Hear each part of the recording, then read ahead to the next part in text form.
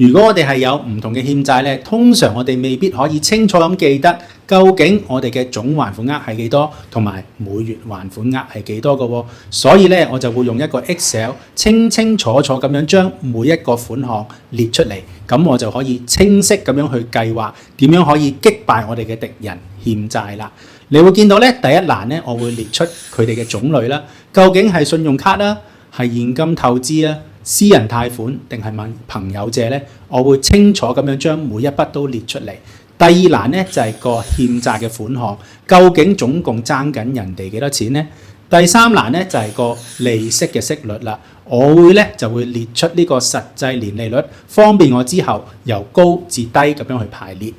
下一欄呢，我就會列出究竟我係爭緊幾多期，我幾多期先還得完呢？跟住咧，我就會列出每一個月嘅還款額係總共有幾多，而到最後啦，我嘅總欠款係幾多呢？究竟我點樣先至可以有一個整體嘅計劃，可以將佢哋徹底擊敗呢？